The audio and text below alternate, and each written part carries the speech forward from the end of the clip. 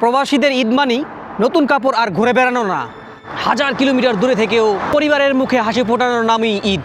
আমরা হয়তো ঈদের দিনও কাজ করি, ক্লান্ত শরীর নিয়ে রাস্তায় ছুটে বেড়াই, তবুও একটা ভিডিও কল, একটু মুখের হাসি কিংবা পরিবারের খুশির খবর, এই সবই আমাদের হৃদয়কে ভরে দেয় শান্তিতে।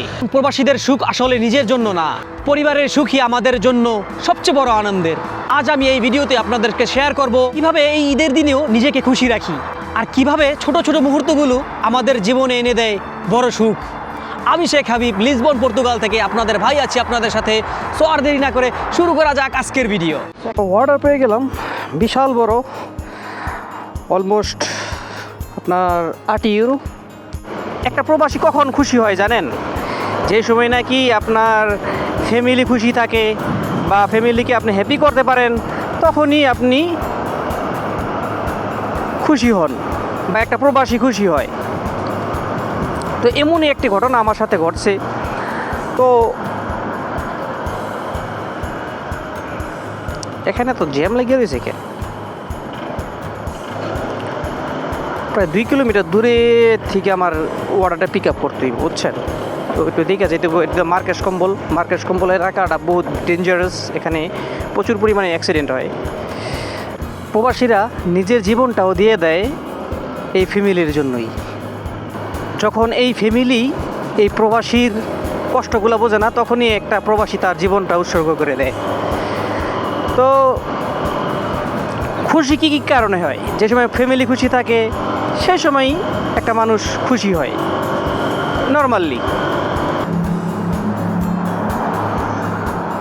আমার বাবা আমার কাছ থেকে সচরাচর তেমন টাকা চায় না, কারণ আমার ফ্যামিলি বিজনেস আছে, পোলট্রি ফার্ম আছে বাংলাদেশে। তো সব সময় তো জানেন যাদের পোলট্রি ফার্ম আছে, আমাদের ফার্ম বিশাল বড়, ওই ফার্মে সবসময় লাভ হয় না। আর আপনারা জানেন ব্যবসায়ী মানে হইতেছে লাভ লস, সবসময় লাভ হয় না, সবসময় লসও হয় না। কি রে ভাই, হ্যাঁ এবার এমন করে গে দেখছো না কাহিনী?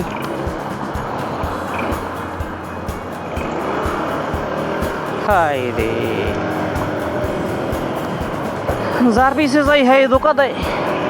তো যেটা বলতেছিলাম, তো আমার বাবা এবারকা ঈদের আগে একটা বেসে খুব খারাপভাবে লস করে এই পোলট্রি ফার্মে।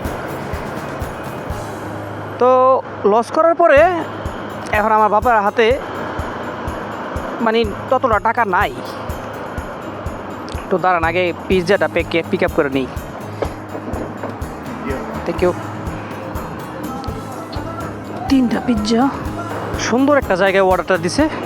তো এই সুন্দর জায়গাটায় এখন গিয়ে ঘুরে আসি আর আপনাদের সাথে এই ঘটনাটা বলি, আপনারা মজা পাইবেন। ও মাই গড, আমি তো ভুল রাস্তায় এসে পড়ছি।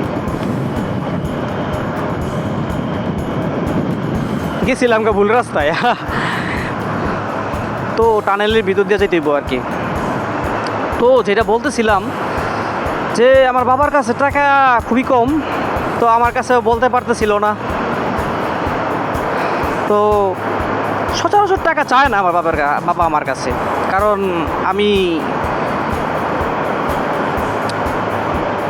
মন চাই যে সময় দেই, মন চাই যে সময় দেই না আর কি, এমন টাইপের আর কি। দেই এমন না যে দেই না, না চাওয়ার আগেই দিই। তো এবারে কি হয়েছে, এখন তো আমার বাবার কাছে টাকা নাই। এখন ঈদের মাত্র 2-3 দিন বাকি। তো গরু কিনতে হইব। তো এখন মানে কিছু বলতেছে না আমার বাবা আমাকে, যে এখন কিছু শুনিও না বাসা থেকে যে গরু কিনবো নাকি না। আর গরু কিনা তো একটা আনন্দ, কুরবানির আনন্দই তো এটা। তো আমি ভাবতাছি যে আব্বার সাথে কথা বলি, কিন্তু কিছু বলে না পাই যে টাকা লাগবো বা কিছু, এইসব কিছু বলে না।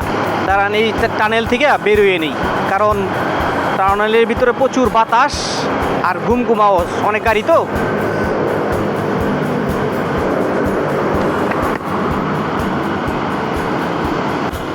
দেখো দিয়ে না গাড়ির লেন চেঞ্জ করে আবার এখান দিয়া হন দিয়া ডর করে গেম খেলতেছি মনে করেন। এখন এমনি যাওয়া ছাড়া উপায় নেই।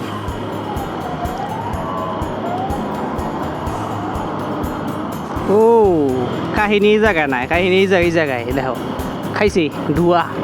হাই রে, এই ডুয়া খাওয়ার কারণে জ্যামটা লাগাইছি বুঝছেন, হাইওয়ের মাঝখানে। তো যাই হোক, তো বাবারে ফোন দিছি, এখন বাবা এদিকে কিছু কয় না। আমি তো বুঝছি যে মনটা খারাপ। আমি কই, আব্বা কুরবানি দিবেন না, গরু কিনবেন না? আব্বাই দিয়ে কিছু কয় না বুঝছেন। পরে আব্বারে কইলাম কি, তাই আমি টাকা পাঠাই গরু কিনেন।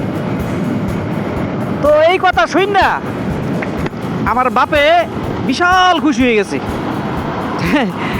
তো এই খুশিটা দেখার জন্যই আমি একটু ওয়েট করতেছিলাম বুঝছেন। তো আমার নিজের কাছে অনেক ভালো লাগলো, যে মানে নিজের কাছে ভালো লাগতেছে যে আমার বাপের আমি খুশি করতে পারছি। ভাই টাকাটা বড় বিষয় না ভাই, যে আমার বাপে যে খুশি হয়েছে, তো এই বিষয়টাই সবচেয়ে আমারে আকর্ষিত করছে আর কি। সুখটা কোন জায়গায় জানেন একটা প্রবাসীর, যে ফ্যামিলিকে খুশি করার ভিতরে। কারণ আমি অনেকবারে এরকম হয়েছে, এরকম মানে যে সময় দিছি সেই সময় আমার কাছে নিজের কাছে অনেক ভালো লাগছে, অনেক গুড ফিল হয়েছে আর কি।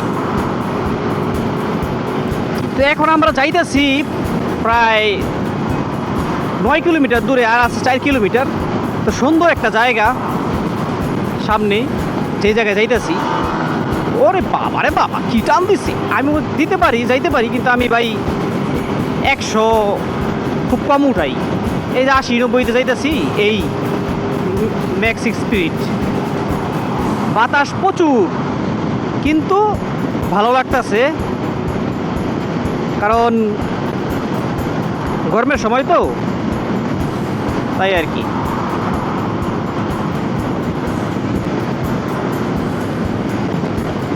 আমার কিছু মনেই করে না, এই যে বড় বড় হুন্ডা দিয়ে আছে না, আমার কিছু মনেই করে না, কারণ আমারটা তো আর ওদের মতো না, 1000 সিসি না। লিসবন থেকে প্রায় 9-10 কিলোমিটার দূরে আসলাম।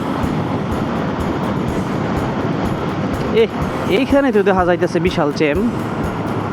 ভাইয়া কি খবর?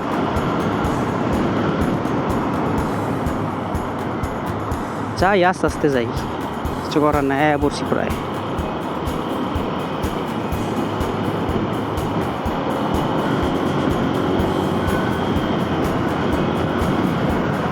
তো এরকম গুড ফিল হইলে আছে না, ভালো লাগে, নিজেরে মানে আরও বেশি মোটিভেটেড মনে হয় বুঝছেন।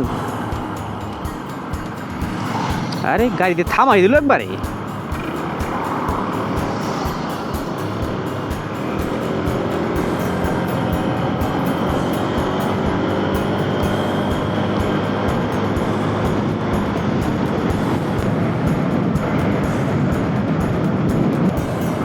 সব সময় দেখি মার গুণগান সবাই গায়, তো আমার মা নাই, তো আমার বাবাই সব। তাই আর কি আমি সব সময় আমার বাবাকে খুশি রাখতে চাই, পারতে কখনো না বলি না। বলবো গাড়ির কালারটা সেই একদম ব্ল্যাক রোজ কালার আর কি, মানে কালো কালচে কালারের রোজ কালার আর কি। তো এইখানেই চিপা চাপা গলি দিয়ে যাই আমরা।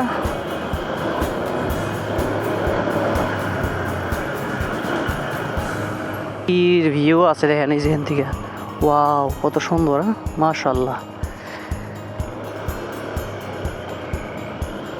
ভিউ পরে দেখি, আগে ওই ডেলিভারি দিয়ে আসি। এই জায়গাটায় 44 block B1D। Obrigado. Obrigado. Tá.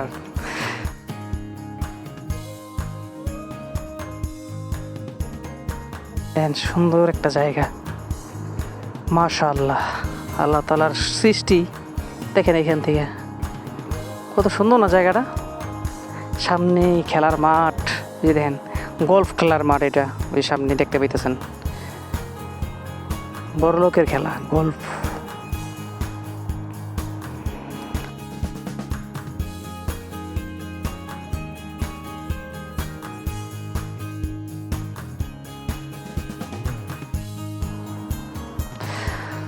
যাই হোক, অনেক সুন্দর জায়গায় আসছিলাম। এখন এখানে থাকলে আমাদের চাকরি থাকবে না, সো আমরা চলে যাই। আজকের ভিডিওর মূল মেসেজ থাকবে, বাবা মাকে কখনো কষ্ট দিয়েন না।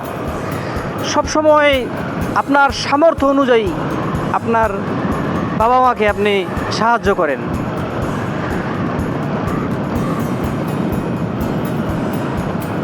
সো আজকের ভিডিও এই পর্যন্তই, দেখা হচ্ছে নেক্সট ভিডিওতে। ততক্ষণ পর্যন্ত ভালো থাকবেন, সুস্থ থাকবেন, আর আমার জন্য দোয়া করবেন।